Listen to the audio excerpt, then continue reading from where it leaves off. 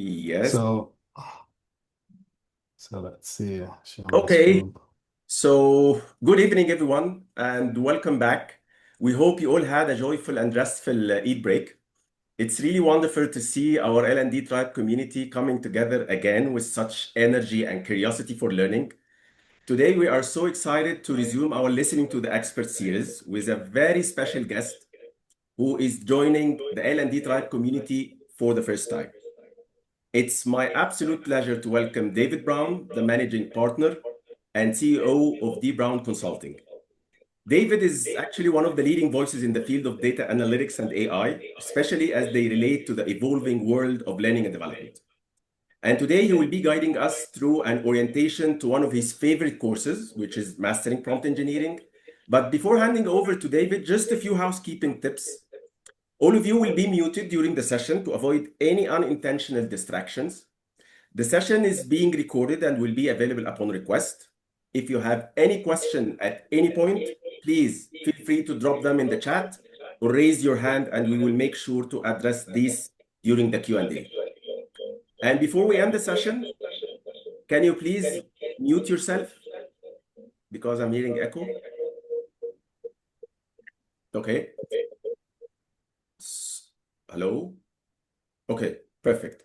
And before we end the session, we will be sharing a course interest form if any of you are interested in enrolling in the coming Mastering Prompt Engineering course with David. So without any further ado, I will now hand over to David to share more about his background and areas of expertise. So David, the mic is yours. All right, super. Can you hear me? Yes, I will just make mute all now and please just wait a second, please. Allow. Perfect. Can you please unmute David? Yeah, Okay, good. Can you we're hear me good to now? go. Good to go. Can you hear me? Great. So I know I have probably 40 minutes, 50 minutes. Tell me what timing I have, just so I know. Yeah, it's 5 minutes past five in Saudi and Okay. Egypt. All right. All right. So I just have like 40 minutes to talk. So I would love to hear a lot from you and questions and stuff. So good morning, good afternoon, good evening, everybody. I don't know if everyone who knows someone may be in Australia and thinking he's in Saudi, right? So we know, the digital world is such an interesting thing. You never know where people are. So good morning, good afternoon, good evening. I'm David. I'm sharing my screen right now. So I'm going to talk to you generally about prompt engineering, just a quick overview, but more specific to our field, right? Our field, which is basically talent management, HR, all the related fields. Great. I'm also going to be working with my assistant. Maybe I can get my assistant to say hi. Let me see if she's not too shy. Her name is Rex. Let's see if she can also say hello to everybody. Hi, Rex. Can you say hello? Just say hello to everyone. Hello, everyone. This is Rex here. I'm really excited to chat with you all and dive into the world of prompt engineering and AI. So let's get started and have some fun. Good, good. Thanks, Rex. I hope they all heard you, but I'll come to you very soon. So any thumbs up or somebody should tell me in the chat if you heard Rex. Good. Fingers crossed they heard me loud and clear. If not, we'll just do another hello. But yeah, just let me know what they say in the chat, and I'm here whenever you need me again. Yeah, yeah, they heard you. So they heard you. So we'll come back to you very soon. Awesome. That's great to hear. Well, I'm here whenever you need me. So just give me a shout, and I'll be ready to jump back in. All right, so that's my co-presenter X. Now let's move on. As you know, as trainers, we don't like to talk too much. How many of you have gone to ATD? Tell me in the chat. How many of you have gone to ATD? Where's this chat? Let me have a look. Who has gone to ATD in this room? Let me see who are our true people, ATD converts. Let me see. Say yes, yes, yes, I did. Of course, Baha, you can't answer that question. Baha wrote a book with ATD. Yes, we are co-authors with Baha. So yeah, Baha, yeah, excluded. Let's see who else. Only a few people have gone to ATD. Okay, thumbs up, thumbs up, thumbs up. Yes, yes, yes. Good, good, good. So I'm a seven-time speaker at ATD. I've spoken at ATD on analytics about 7 times, on data analytics, on Excel and analytics, on Power BI and analytics. And 3 years ago, I launched our analytic framework, So we have an analytic framework that teaches anybody how to automate all their reporting and analytics from zero, from scratch, without any software. Because everybody has the software already. They don't know how to really use it as well to automate everything. So it's called Modes, and I did that presentation 3 years ago, but I've stopped going to ATD. I'm going to other conferences now. So yeah, I'm not tired of L&D. I love L&D. Yeah, so everybody, I hope you've scanned this by now, or go online and go to pollev.com, pollev.com/dbrown, and then you'll be able to answer the question. Let me see if I can type it on the chat, pollev.com/dbrown, so that you could just click. Will the chat allow that? Probably not. Okay, anyway, so just go there, answer the first question. What's the first question? I asked, what AI do you use? Which AI are you using currently? What AI are you using right now? That's my first question. This is the link, so scan it. Answer the question of what AI are you using? Let me see who answers. First question, what AI are you using? Good. Some people are answering. Great stuff. Let me see, I can see ChatGPT, of course. That's number one tool. Everybody loves it. Let's see if we can get this to go around. Yeah. Okay, ChatGPT, Claude, Mammoth, Gamma. Gamma is automating of PowerPoints. Yeah, beautiful PowerPoints. Gemini, yes, okay. DeepSeek. If you're using none, type none. I want to know who that is. You're not using anything at all. I hope not. All right, so get the answers coming. Okay, very good. So I also have a second question. I'll be filtering between the two so you can answer them. Second question is, which statement best describes your current approach to AI? What describes your current approach to AI? Which one best describes it? So that's my second question. Let me activate that. Will come up shortly. Which of the list that I shared, let me present. Okay. So, which statement best describes your current approach to AI? So AI, is that another buzzword? That's what you think, it's just a buzzword. I'm mildly curious. You can see value. I can't imagine my day without AI. I've basically outsourced my entire life to AI. Some people have outsourced their life to AI. Wow, that is amazing.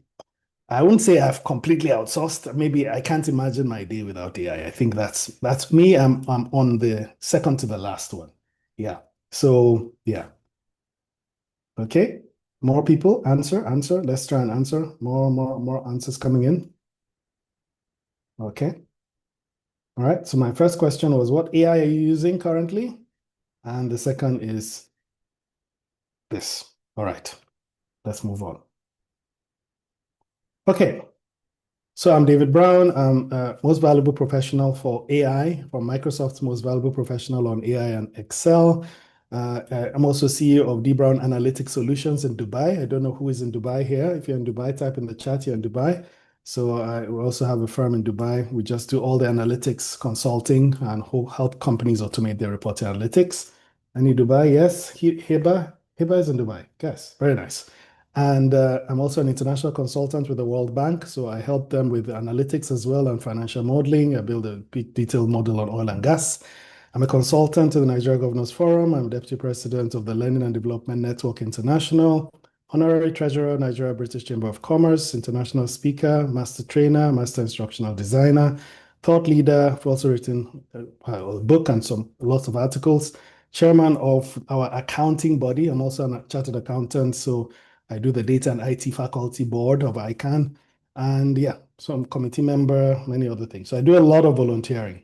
So this is stuff I've done. I've built about 30 courses, trained about 100,000 students, have about 300 clients all over the world, and about 28 years, actually 30 years experience currently, trained in about 50 countries, or people from 50 countries. And I have one pet project of mine. We've kind of partnered with the Financial Modeling Institute in Canada. We want to kind of develop 1 million financial modeling analysts out of Africa in the next 5 years. That's our target. So this is where I work, B. Brown Consulting. We do training and consulting services for the last actually 19 years now. And next year is our 20th anniversary, so it's going to be cool. Right, these are our partners, lots of partners, but let's move on to where we are now, which is the course. Now, AI, why this AI hype? Everybody type in the chat. John, don't Google, no Google. When did AI start? Just give me a round figure. When do you think AI started? No Google, no Google, just type in the chat. Let me see. When did AI start? 19... I like Hiba. Hiba, many years ago is excellent. It's a very correct answer.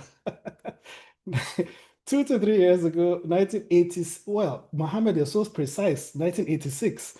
Okay, I think 60s. Okay, kind of close. It actually happened in the 1950s, 1940s and 50s, right?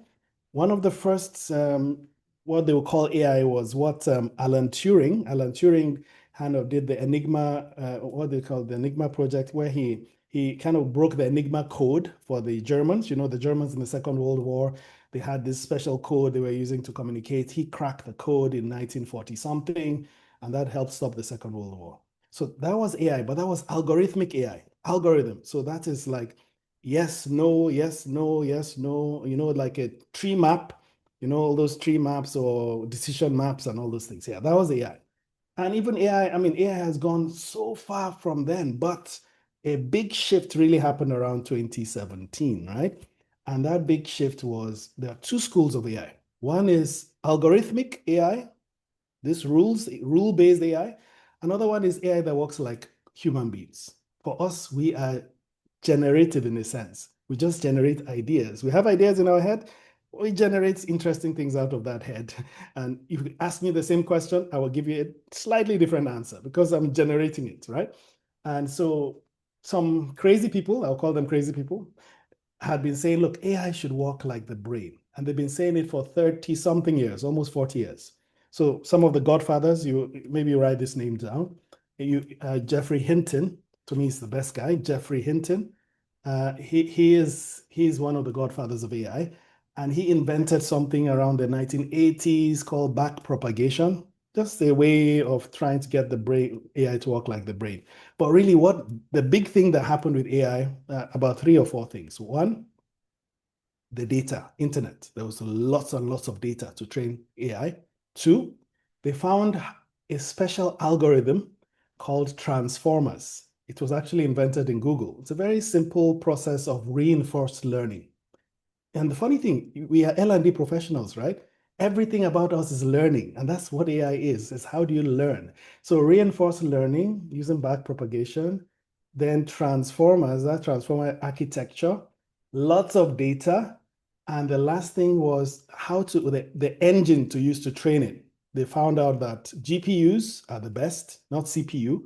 GPU is graphic processing unit, the same GPU in your computer games or your PlayStation, you know, those processors. It's called a graphic processing unit. And the people that manufacture it is who? NVIDIA. I can tell you for free, the people that have made money from AI is really only NVIDIA. As far as everybody else is spending.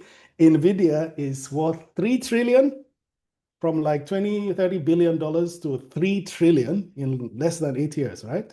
Crazy. So they are making a lot of money with AI. But why all this fuss?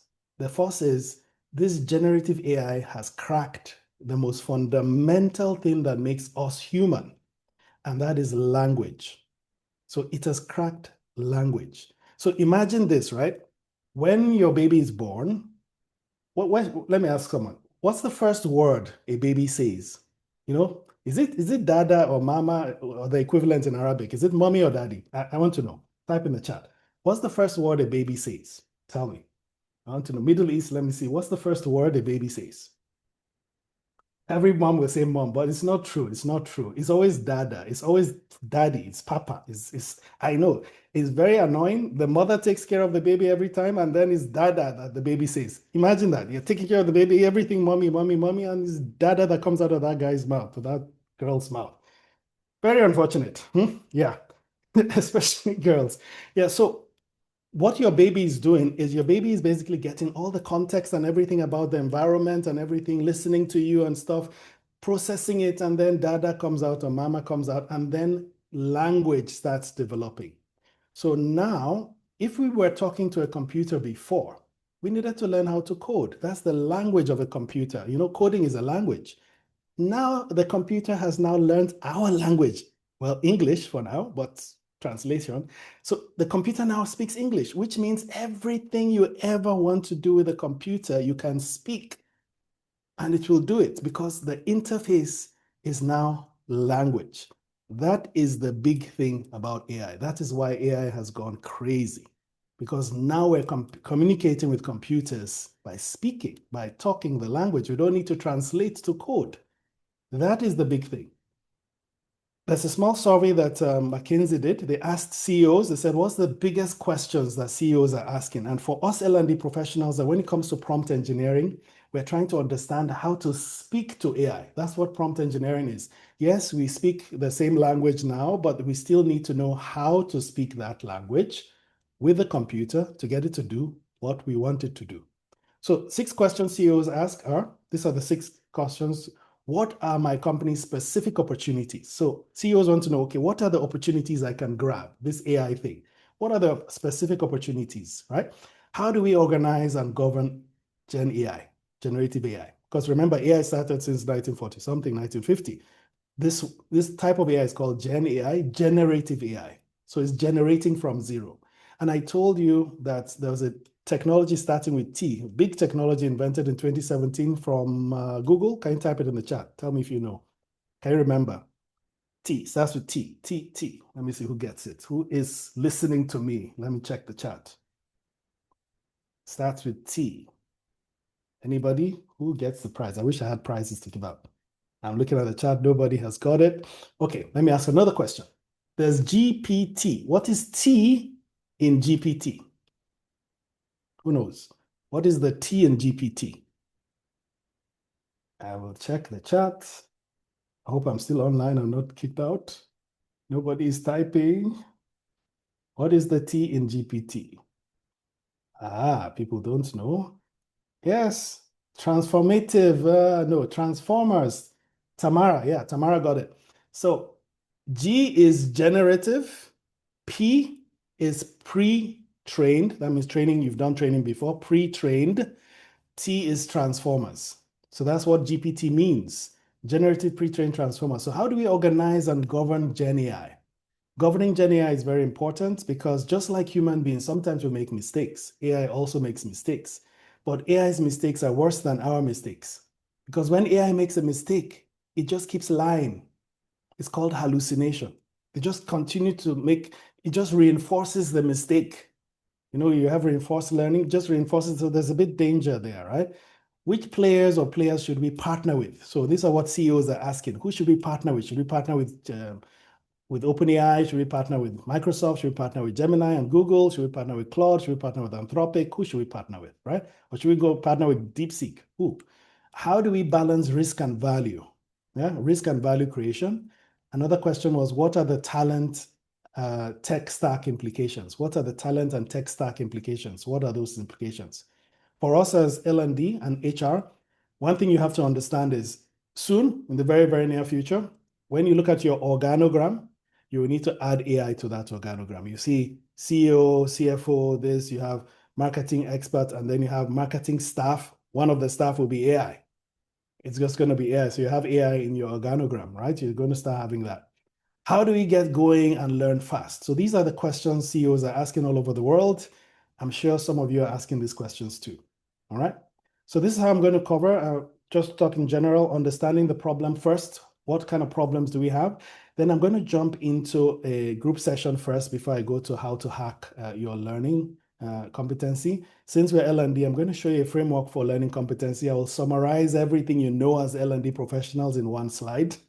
And then I'm going to pick just one aspect and we're going to do a demo with the AI, right? So you see how you can prompt it to get things done.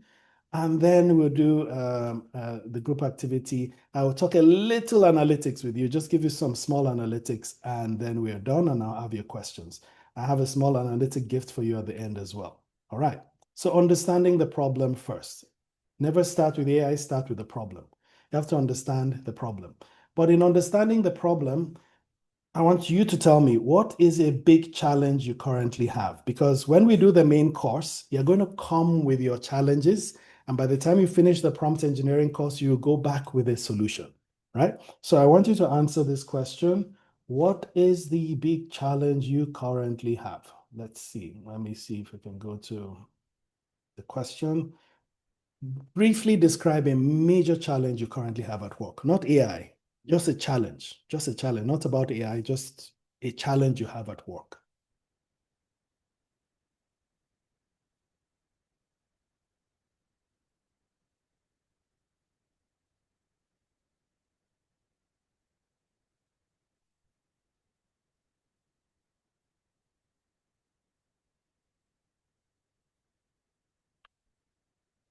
So if you can be a bit more descriptive about the challenge, take your time, be very descriptive. I would like you to be descriptive, very descriptive, not just one word, all right? Take your time. What is that big challenge you have back at work? All right? Be descriptive.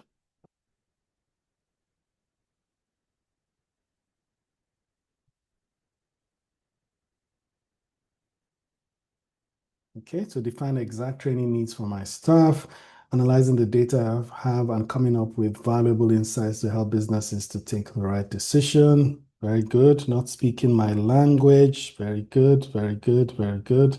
Keep those coming. I like it. Not all employees are aware of tech. Okay, good. But the nice thing about this is now we don't need too much awareness of tech. We can just speak, huh? Which is so cool.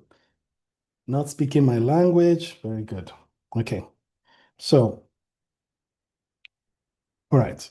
I'm going to go into one quick session with AI about this. Hi, Rex. Hey there. Welcome back. What's up? Let me know how I can help this time around. Okay, so key thing is I don't know if you know about the CRISP framework, our CRISP online framework for prompt engineering. Do you know about it? Yeah, I'm familiar with the CRISP framework in the context of data mining, but if you have a specific version for prompt engineering, I'd love to hear more about it. Feel free to give me a quick rundown. Okay, good. So I'm going to show everyone the CRISP framework, and then you probably chime in. Probably you just be listening to me. Do you mind? You listen to me. Don't say anything, right? Just listen. Can you do that? Absolutely. I can definitely do that. I'll just be here quietly listening in, and if you need me to jump in at any point, just let me know. All right, good. So I'm going to talk about the CRISP framework. So listen. You got it. I'm all ears. I'll be here if you need anything, but for now, I'll just listen in. All right, everybody. So this is the CRISP AI framework. So when we are developing AI, as in when we're developing this course, prompt engineering, we created a synonym, a CRISP framework, so everyone can understand the steps it takes to really write a really good prompt. Now, crisp, as you know in English, means crisp. You're speaking crisply. You speak very crisply and where everybody can understand you, right? So let's see what crisp means. So the very first thing for crisp is C, obviously, and C is context. Context. Context is the C of crisp and very, very important because context basically covers background details. What are those background details we need to know? What is the domain we're working on? What's the project scope? For us as L&D professionals, the domain is obviously L&D. Maybe we're doing an instructional design. That is our domain under the concept of CRISP, right? Under the background details for context, right? Domain, project scope. Another thing is key variables. What are the variables we're looking at when it comes to understanding that domain, when it comes to understanding context, right? Then references and examples. What are those examples we're given? Sometimes we call it shots in, say, 2 shot, 1 shot, 0 shot, or whatever. So those references and examples, that's going to help us understand context. Another thing that helps us understand context is scope and assumptions, right?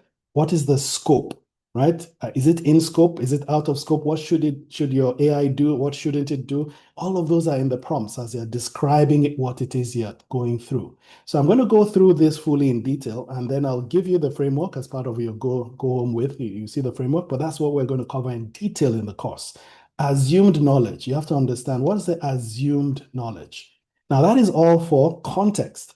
The R of CRISP is role. What role are you playing, right? So you have context and then you have role. What role are you playing? Or what role should the AI play? So you need to define a persona.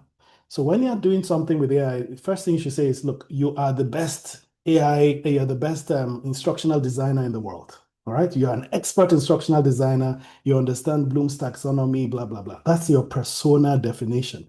You're giving the AI a role, and in your prompt, in your text, in your instructions, you have to be very clear about that role. Then expertise level. At what level do you want the AI to work? What's the expertise level? What's the audience the AI is working on? What is this whole prompt about? Who is the audience, right? You need to define that clearly. And then what format would you like? How do you want it to give you that role? What is it? Bullet points, what kind of format or preferences do you have for that role? And then what responsibilities, and make sure everything you give AI is relevant. So that is you about the role, which is the R of the CRISP framework, right? The I is instructions. Instructions need to be super clear. Now, if you, as L&D, you know what we say in L&D is we do learning objectives, right? By the end of this module, the learner should be able to, isn't it? And then you now use your taxonomy, Bloom's taxonomy, right? And then you now use verbs. I'm sure we all know that. You use verbs. So learning objectives. So your learning objectives is simply what we're talking about, instructions. Give very, very, very clear instructions to the AI. And we'll look at that. And then output schema. How should the output look like? Part of your instructions is make sure you don't give more than 3 points. Put everything in bullets. I want the answer in a table. You get output schema. How does the output look like? What are the constraints and guardrails? I want you to always go and only look at these 5 websites. Don't go outside these 5 websites. Go only look at this expert that wrote this book. That's the only person I want you to reference. So you're given guidelines, clear instructions, signals. So stopping signal, you can say, look, after you do this, stop. After you reach a certain number of characters, stop. So you give clear signals on how they stop. So that is your context, C, role, R, instructions is I, S is succinctness. You need it to be very clear and succinct. You don't need it to kind of go too much and because you need to evaluate stuff. So here we're asking, want to leverage placeholders. So how do you do that? You look, again, what I tell it is always ask me clarifying questions and make sure you don't go beyond 3 points. Anything you're doing, just give me the best 3. Use lists. Tell it to always use lists and delimiters. Remember, this is all your prompt. These are key things in your prompt. Use lists, use delimiters. You tell it to do that. 1 idea per sentence. Finish the idea beginning and end. Don't go 5 sentences. Finish 1 idea per sentence. Prune extraneous detail. Remove all the fluff. We don't want any fluff. So this is you giving very clear succinctness instructions to the AI. Because AI is too smart. It knows everything. You need to kind of bring it down to give you specific answers, right? And that is succinctness. Lastly, practice. How do you practice? Now, how do you practice? Practice basically is iterating through various things. You see an answer you're not too happy with, iterate, iterate, iterate, iterate. You need to iterate to get AI to do what it needs to do. Human review and automated checks. You can ask it to review its own work, but you also have to have your own play inside and evaluate. And then, of course, finally, evaluation. So this is your CRISP framework. Let me just exit it so that we can show you how the whole thing looks like. So let's get out of it. So this is your framework, everybody. And I'll share this with you. And this is really how the training is going to go. We're going to go through each one and you see which ones are most important for different types of prompts, right? So CRISP framework, you won't see it anywhere online. This is us that did it. So let me get back to AI. So AI, did you hear all of that?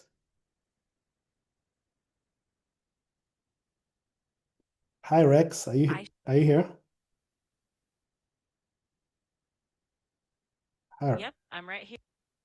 Okay, good. Tell me you heard all that. Can you summarize it for me?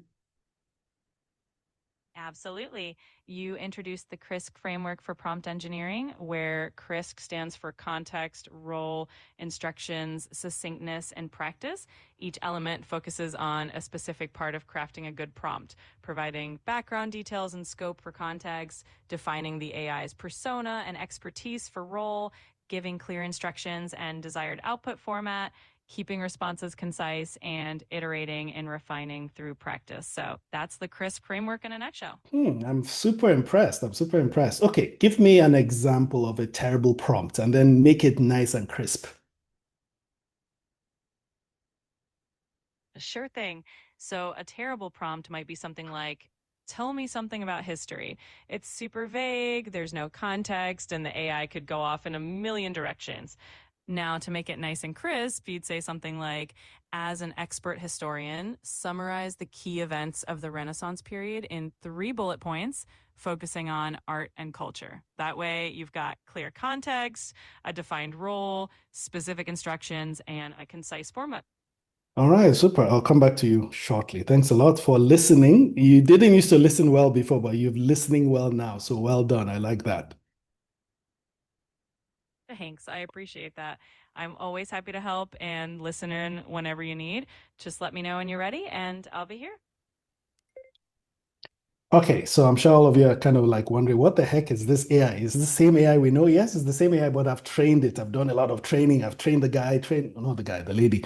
I've trained, she gave herself Rex. I asked her, what name do you want for yourself? She said Rex, and that's her name, Rex. So it's a lot of training at the back end. Again, you'll learn a little bit of that in the prompt engineering. We have another course where you're actually going to build agents and stuff, but prompt engineering is the number one thing. You need to learn how to speak to this thing, right? In a natural language. And that's what you do. And you get the best. You just get the super best out of AI. But it's a risk because you think you're talking to a human being and you stop talking to human beings after, right? Because you can talk to this AI and have really cool conversations. Well, hopefully that won't happen to you.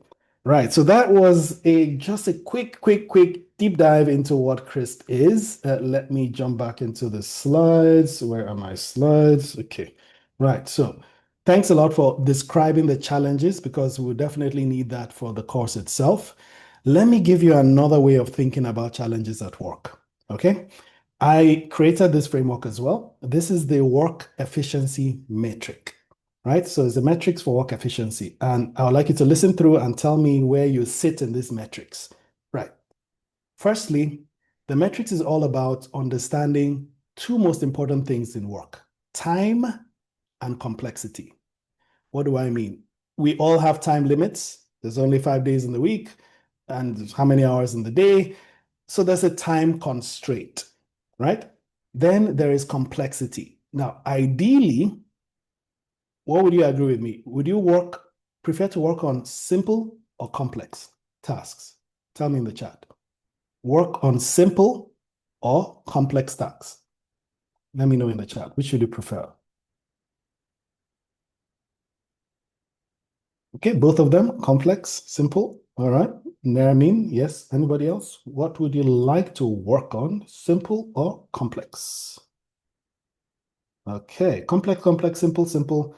Sometimes simple is good. I mean, complex every time it'll blow your head, right? I mean, yeah. So both depending on lots of factors. Yeah, I agree with you. Okay. So what I did in this metric, let me show you the metric, is I broke down kind of complexity from top to bottom. So at the bottom is simple, at the top is complex. Yeah, small problems, large problems. And then left to right, I broke down time. To the left is no time, very easy. So you spend very little time. To the right, you spend a lot of time. Okay, so are you working on a small problem or a big problem? And are you taking very little time or plenty time? So everyone, tell me, where do you want to be? Top left of the chart of this, top right, bottom left, or bottom right? Tell me in the chat. Where do you want to be? Top left, top right. So you want to be up here in the right, on the left up, on the left bottom, or on the right bottom? Where do you like to be? Top right, top left, bottom right. Let me see.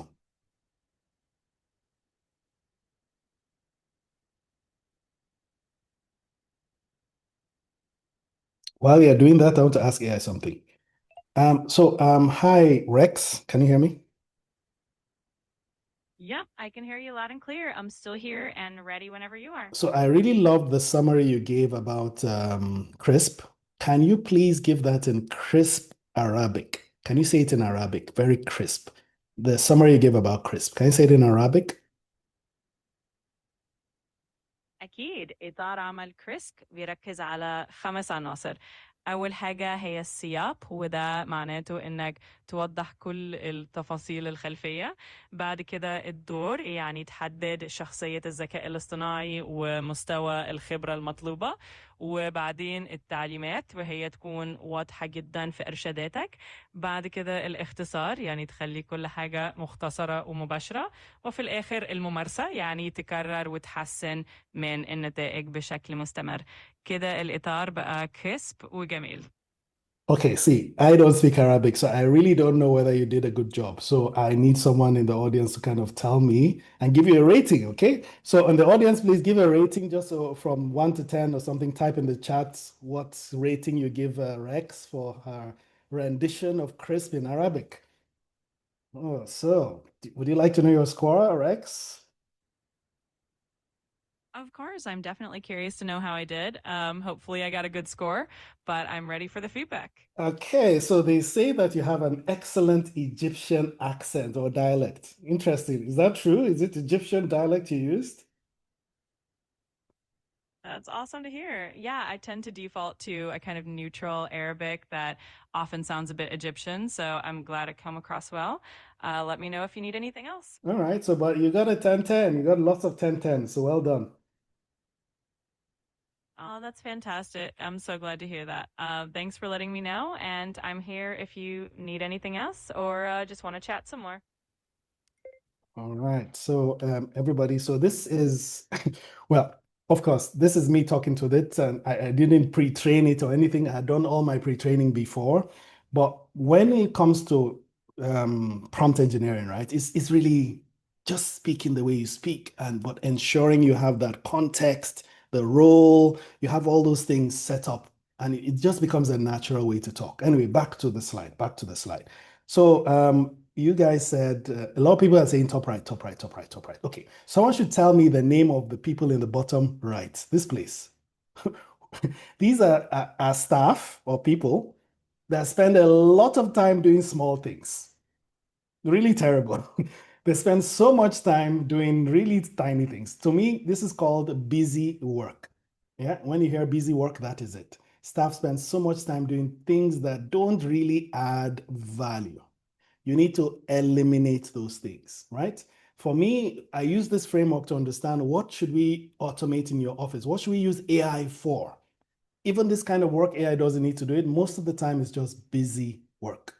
All right. What about the left? You spend very little time, but you work on small things. To me, I call this great work because this is where a lot of us are. We're doing many small things efficiently, check email, through this, to that. Those are small things, but we do it very fast. A lot of that stuff, we can automate it. Now, when you're prompting and you're doing prompt engineering, a lot of the great work is what you're going to write your prompt for, and your prompt will automate it depending on the software you're using. So let me see if I can do another demo. I'm really, maybe that's why my system crashed the other time. I have so many demos, fingers crossed. Okay, so I have a Copilot. Copilot is the AI for Microsoft. How many use Copilot here? Type in the chat, say yes, yes, yes. If you have Copilot in your office, your corporate, you use Copilot, type yes in the chat. Anybody? Yes, yes. Lena says yes. Yeah, here says yes. Mustafa says yes. Nof says yes. Abdurrahman, is it Abdul? I saw an Abdul. Okay. Sarah says yes. Sometimes. Okay, sometimes. Oh, okay. Someone said no. So Agathon said no. Okay. So let me explain a little bit. So when you use ChatGPT or Gemini on your phone, right? What is happening is let's assume you're in your office. Your office is a house. Your office is a house. And inside your house, you go out of your house to use Gemini or use ChatGPT. Now you're going to take data from your house to ChatGPT. You remove data from your house. So that means your data is leaving your house, isn't it? Some of your people in your house are going to be very angry, especially IT. They're like, no, keep it in the house. No, but you say, I need to use AI. So you take the data from your house to ChatGPT. ChatGPT does its analysis and gives you the data back, and then you take it back to your house. Now, that's traveling out of your house is a risk, isn't it? It's a risk. And many people say, oh, there's a lot of risk in AI. Now, let's come back to your house analogy. So this is your house. And instead of going out to go to AI and come back, you take AI from outside and bring it into your house. That is what Microsoft has done with Copilot. They've taken ChatGPT and brought it into the house. And now when AI is in the house, you can tell AI like a staff to look at all your data. It can check all your data. So when you are now asking it questions, it can see all your Outlook, all your Excel, all your Word, all your PowerPoint, everything, all your conversations on Teams. It sees everything. That way, that makes it super powerful for your house, and your AI learns about your house. Why would you allow that? Because you trust Microsoft, right? Microsoft, you trust Microsoft that everything will remain in the house, all right? By the way, let me tell everybody, if you're using Microsoft, Microsoft already is doing this in your house, whether you paid for it or not. The only time they will unlock it for you is when you pay, and then they say, hey, you have Copilot, but they're already doing it. They're already analyzing your house. All right. So this is my house at work. Let me just see what critical, I hope not too many personal things come out. What critical emails have I missed today? Because I was so busy planning for a prompt engineering session with some brilliant L&D professionals from the Middle East. Okay, I've given it kind of context. I've just asked it. So the thing is, I already know it has context. It knows where to go check what I missed. So I really do want to know what I missed because I really haven't checked my email or anything. Now, hopefully, anyway, this is in-house. Let's see. Request, wait, okay. Oh, sorry, what's this? It's too much. I missed a lot, man. What? Okay, so implementation of IFRS. Shehu, are you in the audience, Shehu? You sent me something. This email approves the terms of the engagement of the IFRS 17. Oh, okay, I didn't know that. Okay, so I've missed a lot, right? I don't mind. So this is now AI in my house, and the prompts itself, you still need to know prompt engineering to be able to talk to it very well, and it gives you good answers, but this is how powerful AI in your house is, all right? You can do so much, and we'll talk about it during the course. Let me get back to the slides. Okay, right. So to me, that is great work. You need to what? Automate it. So I've just automated great work. Normally, I would ask my EA. Now my EA can do even higher value work. My EA can do more complex work instead of, giving me updates of my emails, right? I mean, it can do that. Even this meeting we're having, I hope Mohammed has put up all the AI because it will summarize this entire meeting, action points, everything. That is great work. So a lot of the work we do is great work. We need to outsource to AI. Now, let me come to the top right that everyone likes. The top right is, unfortunately, poor systems. What do I mean by poor systems? Poor systems, it means that these are very important things you're doing, but it takes you a lot of time. Very important things that take you a lot of time means somebody else in the world can do it faster than you, most likely. So somebody else in the world is already the expert. So you have to make a decision. Am I going to outsource this thing or am I going to get better at doing it, right? If it's critical to our organization, you can actually outsource some of it to AI. You can train AI, give it the systems, and this is where agents come in. So when you hear about agents in AI, agents, this is where they are. They're trying to solve poor systems, right? What are they doing? They're converting poor systems to the last sector, which is expert systems. What are expert systems? You are the expert in this field. You own a niche or a moat that drives value. That means you're doing really hard things very fast. Your company can scale, you can scale your career. That is where we should all be. AI does this, we eliminate this, we get AI to move whatever we're doing here to here, and we sit here. This is where we should be, all of us. You need to be domain experts, right? So this is the work efficiency metric. Again, this is developed by us in D. Brown Consulting, and this is how we see AI. Anything we're teaching analytics, we're teaching modeling. This is basically it, right? So let me ask you, which one of this is where most of you work? So let me ask you another question. Let me see. I think that's the next question. Yeah. So what do you see often back at work when it comes to the work efficiency metric? What are the things you see often back at work? Right. Let me ask that question. Let me see. Go to the next one. Right. What do you see often back at work? Do you see busy work? Do you see great work? Do you see poor systems? Do you see expert systems? So I'm not storing this data in any way. It's just, yeah. So for those that haven't logged on, please do log on. This is the login. Yeah, you just scan this or go to pollev.com /dbrown. Don't put your name. It will ask for a name. Don't put any name or anything. Just guess and then answer the question. Which part of this are you? Do you see a lot of great work? Do you see a lot of busy work? Do you see a lot of poor systems? Do you see a lot of expert systems? Right? So when we're prompting, we're trying to solve, is it great work we're trying to solve? When we're prompting, are we trying to eliminate busy work? Are we working on poor systems? What are we doing? So when you come for the full course, I want you to come with a big problem, a big thing that you eventually are going to see how will you work with AI to make it a small thing. All right. So you spend less time doing that big thing and you become experts. How is this possible? Everything is equal. No. Okay, so we have a 36% great work, 21% busy work, 29% poor systems, and 14% expert systems. This is good. This is not too bad. Not too bad at all. All right. Okay, we're on the home run. We're almost there. Okay.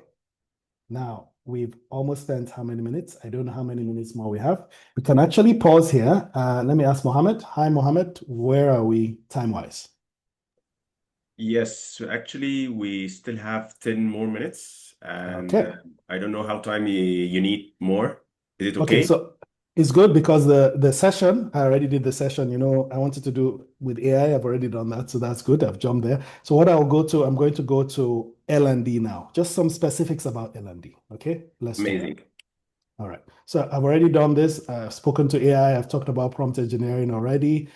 So no need for this. I talked about CRISP. Remember? So CRISP, even this is the old relevance is actually role. So I've already talked about that. So what I want to do now is talk about how to hack your learning and competency with AI. So I love teaching. Training is my thing. I actually started my training career at 6. It's 6? No, I was in primary 3. Primary 3, 7. I think I was 8. Who wants to hear that story? We don't have much time, maybe later. At 8, that's when I started being a trainer. Very funny story, right? At age 8. But anyway, let's go to how do you hack L&D. So one important thing about context and role is you need to tell AI to play a role, right? But you are also playing a role. And one of the most critical things I've discovered around how AI is developing is the people that are going to get the best out of AI are people with domain expertise. That's people that have something that they are experts in already. When they're already experts in it, they can now bring AI and work with AI. When AI tells stories or lies, you will know. You will say, hey, you're talking rubbish, AI. Tell me the truth or something. But if you're not an expert already, AI can kind of run all over you. Okay, so let me summarize L&D in a single slide, right?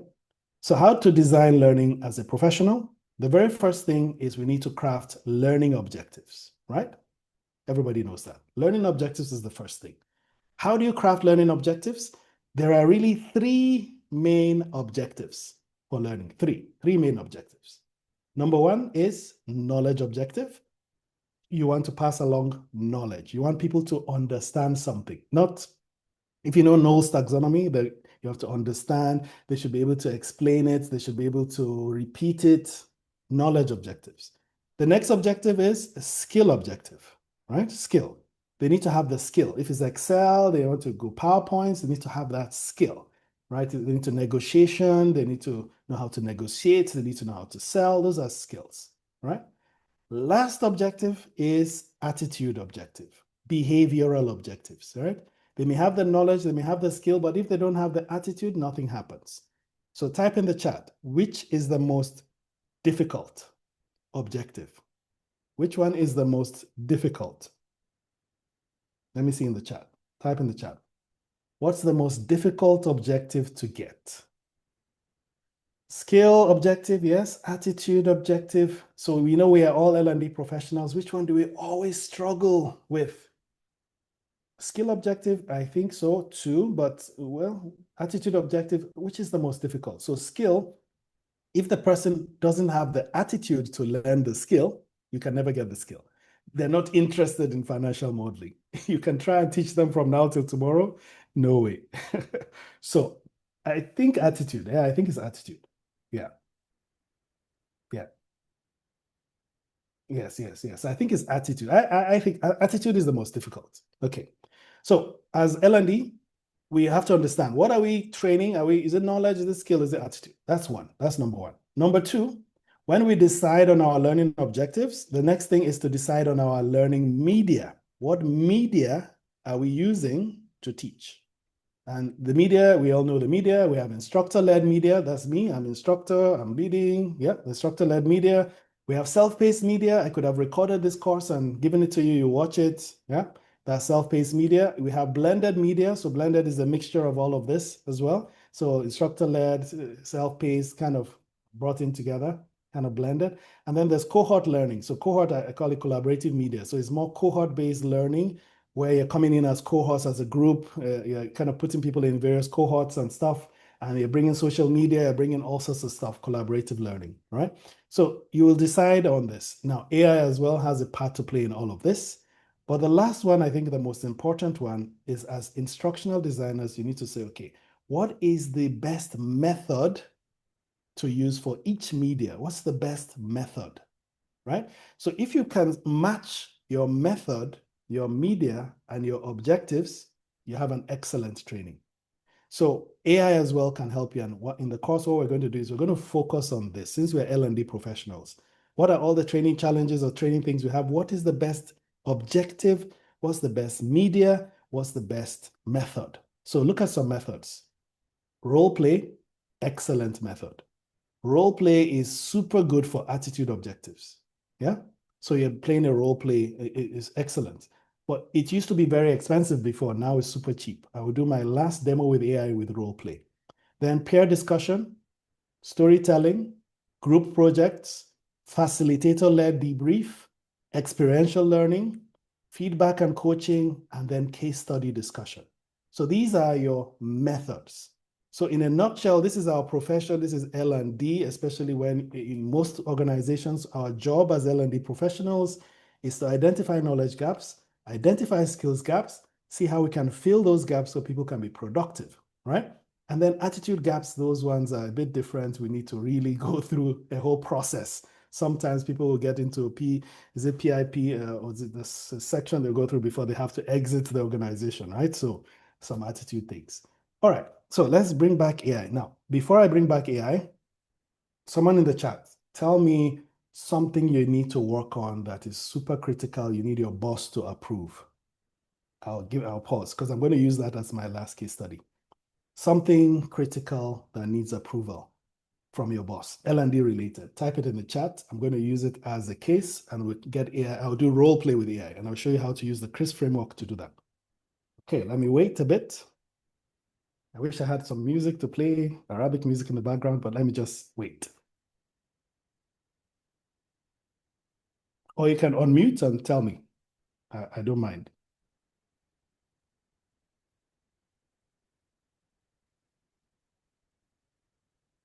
Haha, budget. Give me the description of what is the budget constraint. Tell me.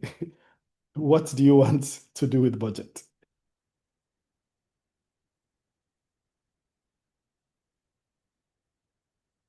Okay, let me see if I can use budget. All right. I'll just attempt budget. Let me attempt budget. Hi, Rex. Hey there. What's up? Let me know what you need. All right. So what we're going to do now is we're going to do a role play. You're going to be my boss, and my boss is super, super needing data. He needs to know everything about the project that I'm trying to convince him to approve.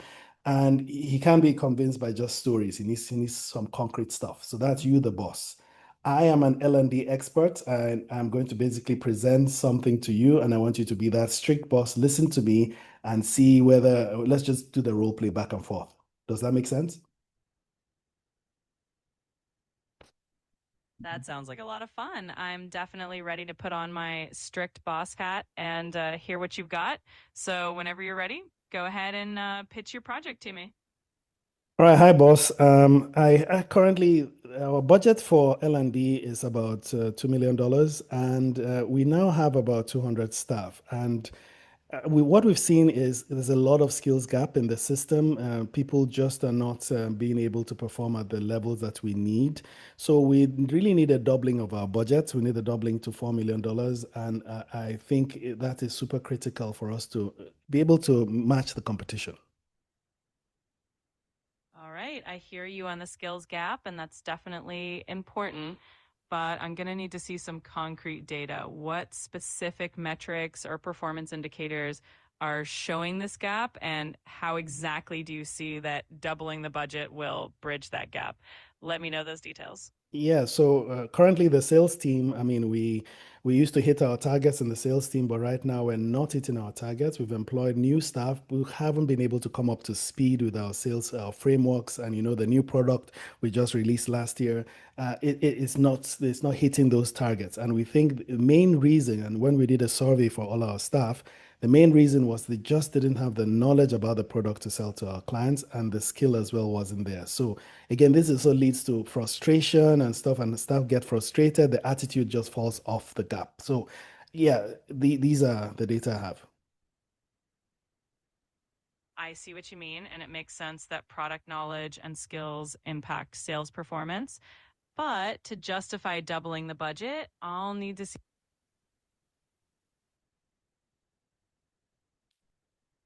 Okay, my AI. I'm sorry. So, You've hit the daily limit for advanced voice. wow. You can switch to standard now to keep chatting. Standard. I don't like standard. So anyway, switch to standard. Okay, advanced is so much better. But anyway, guys, let's move on. All right, can you repeat what you just said?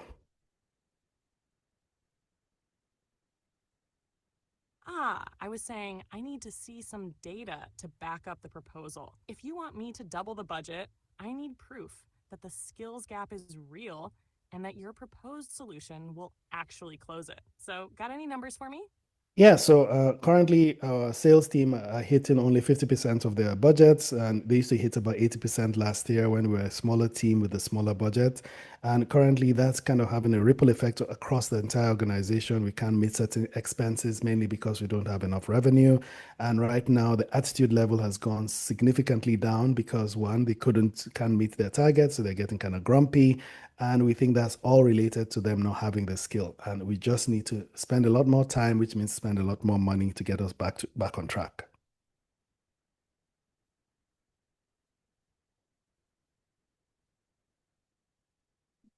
Okay, now we're talking. So you're telling me performance dropped from 80% to 50, and at the same time the team grew, but performance tanked. That's a solid case that something's off. Likely skills, onboarding, or maybe even management. So yeah, that does justify revisiting the budget. But doubling it?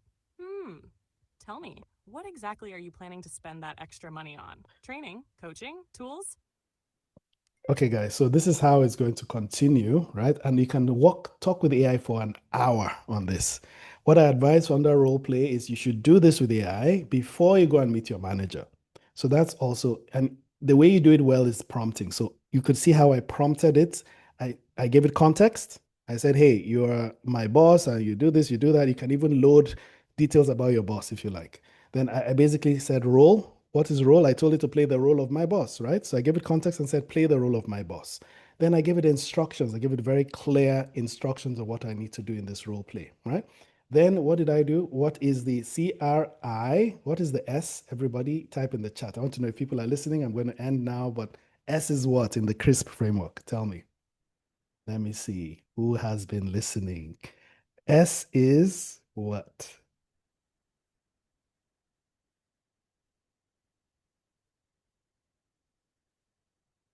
People have not been listening. What is S? I put it on the screen for you so you can see it. Type in the chat. What is S in the CRISP framework? Is evaluation, right? No, S. This doesn't spell evaluation. Succinctness, yes. So succinctness. And then I didn't tell it to be succinct, but I had already told it before. I programmed it for succinctness. And then practice. Look at me. What I'm doing with role play is practice back and forth and back and forth. So prompt engineering is extremely important if you want to become an excellent user of AI. And because AI, anyone not using AI, you're at risk. You need to use AI. So that's prompt engineering for you. And thank you very much, everyone, for listening. I would then pause. I think we're done with the small session. I look forward to doing the main course with you, and I hope you enjoyed it. And I hope you liked the Arabic that AI spoke. I think it was good, but I don't know Arabic, right? So anyway, back to you, Mohammed.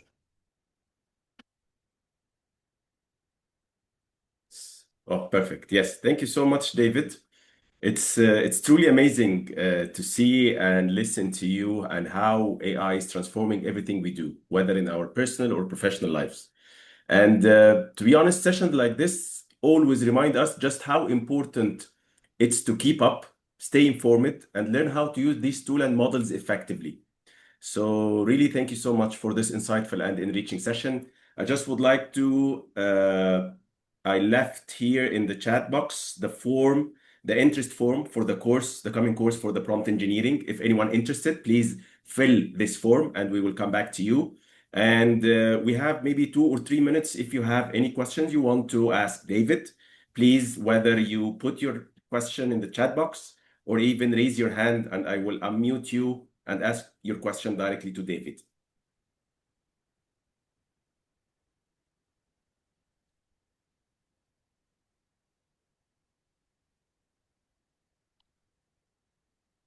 Looking for questions. They didn't like it. It was too boring. It was too No, boring. I'm pretty sure they did already. But they know you are reflecting now.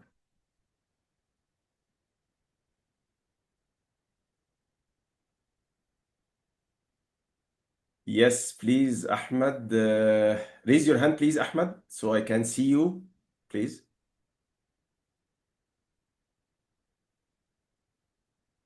Ahmed, please raise your hand. Ahmed Sultan,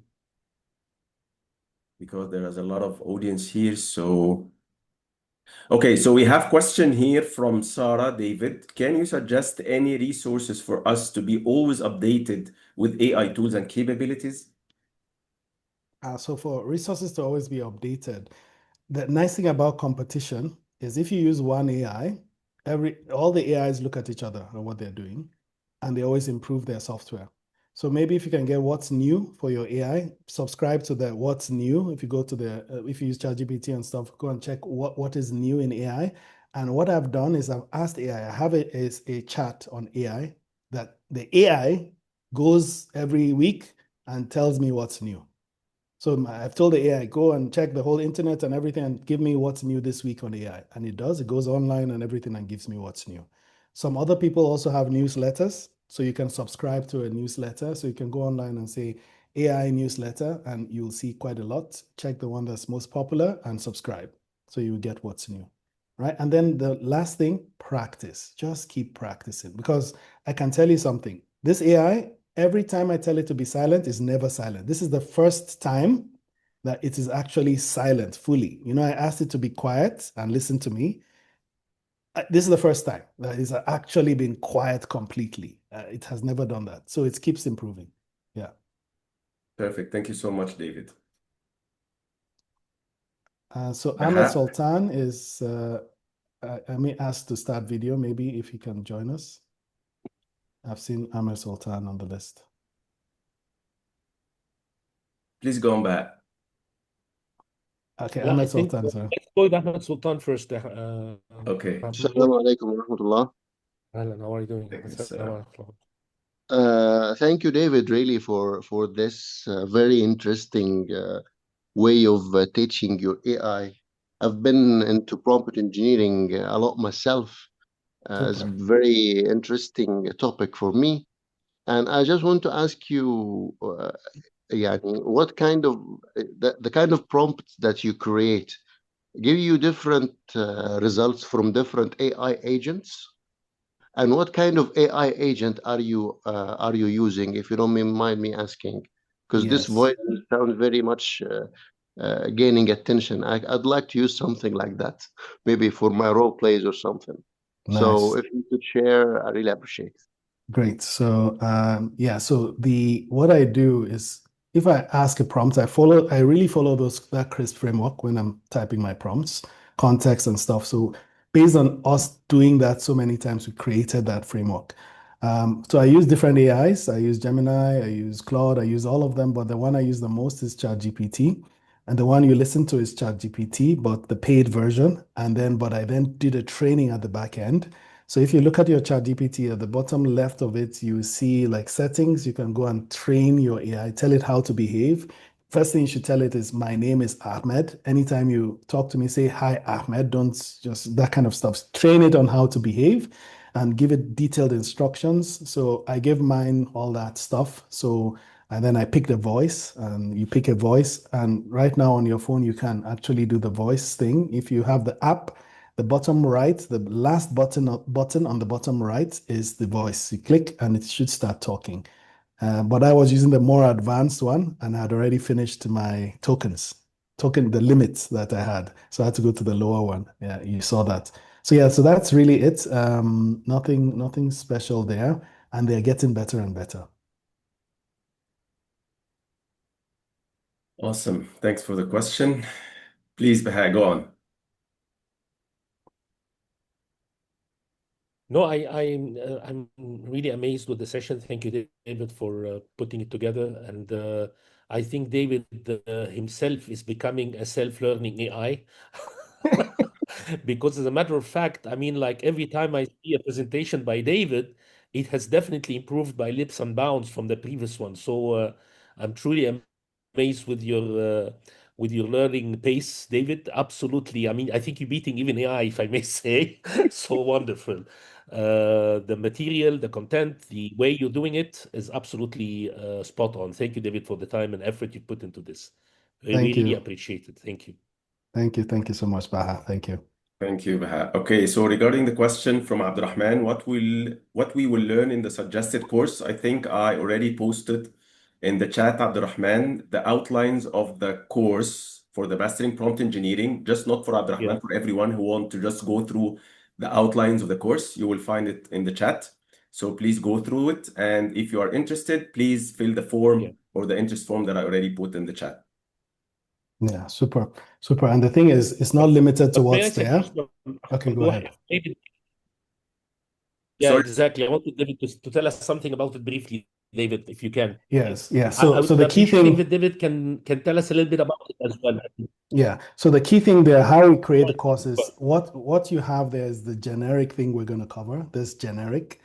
And I can see some of the things I've said here are not even in the course, right? It's going to be contextual. So we'll give you the general stuff, and then we say, okay, what are you doing? What work are you currently doing? That's why you have to bring your problems to the training, right? So bring the big issue you have, and then you're going to use whatever we're teaching you, you're going to solve that problem. So there's going to be a lot of group activities. People with similar problems are going to sit down together. Okay, how do we use the R? So what's the role that we need this thing to play? And then bring your data, right? So for me, let me give you an example. I have a talent GPT. So I've created a special AI that is only talent. And I've loaded all the trainings I've done in ATD, everything I've done, instructional design, talent training, everything, it's inside the GPT. The thing is, this AI knows everything, but then you have to reduce it to know the best thing, not everything. We want it to know the best. so that it gives us the best. And you know the best, you are a talent expert. So how do you create the AI for you, right? Because as you continue to work with the AI, it's going to work for you, specific to you. So that's how we're going to work. You're going to bring your AI. By the time you leave, you should have a very good buddy, an AI buddy that you're working with. Yeah. Excellent. Great. Thank you so much, David. And since we are now 13 minutes past 6, so again, thank you so much, David, and to everyone who joined us today. Thank you for your active participation, Thank you. your questions, and your curiosity. Let me say thank you to Rex. So she's happy. Yes, of course. Hi, Rex. I think we're done with the session. Everybody liked you. You got 10 over 10. I don't think I got 10 over 10. So well done. No, you did, David. You did. No worries at all. Okay. Super. Great. So wishing you all a great evening and thank you and take care. Thank you. Bye. See you in the course. Bye. Thank you, Amdouh. Thank you, David. See Thank you, you. Vahat. Thank you for joining. Thank you, David. Bye. Take care. Bye.